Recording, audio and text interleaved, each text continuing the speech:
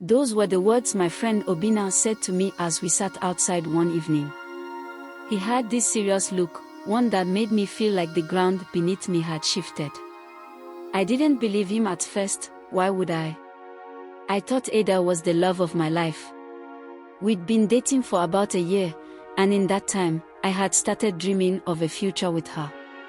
She was everything I thought I wanted: beautiful, smart, and full of life. I was already saving money, thinking of how I'd propose when the time was right. But that evening, Obinna told me something that changed everything.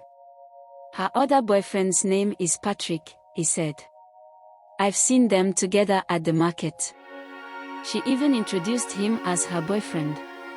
I wanted to laugh it off, to accuse Obinna of making things up, but he wasn't the type to joke about something like this. Still, I couldn't just take his word for it.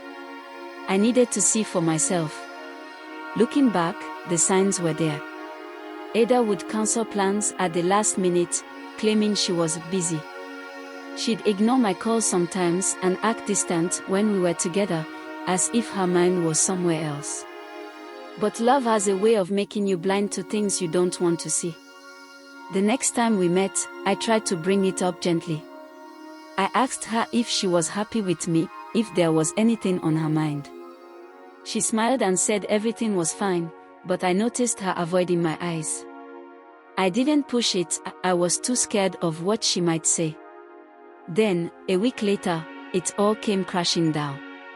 Ada and I were at a small bar one evening, talking and laughing like nothing was wrong. Suddenly, a young man walked in, and Ada froze.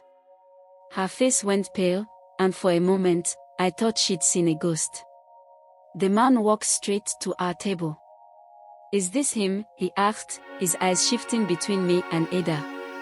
Who are you? I asked, already dreading the answer. He ignored me and looked at Ada again. Is this the guy you've been seeing? Ada didn't say a word. She just looked down, her hands trembling. That silence told me everything. My name is Patrick, he said, turning to me.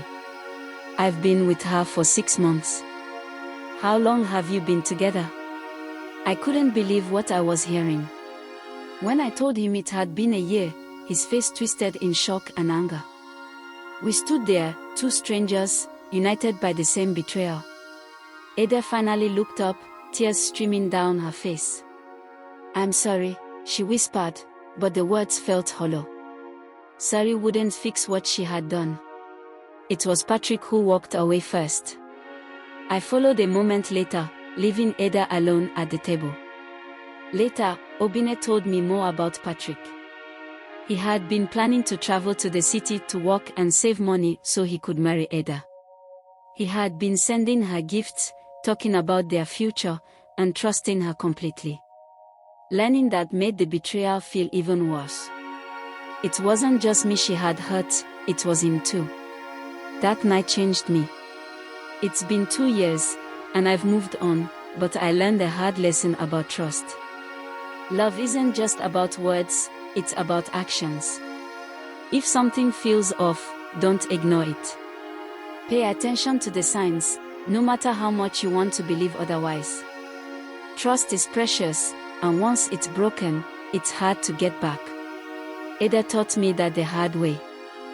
Lesson from this love story. Trust and transparency are the foundation of love. Relationships require honesty and mutual respect to thrive.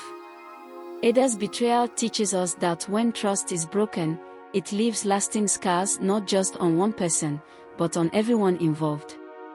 If someone is not fully committed or honest, it's better to address it openly rather than let secrets unravel painfully later. From Zime TV. Thanks for watching. Please subscribe, like, and share.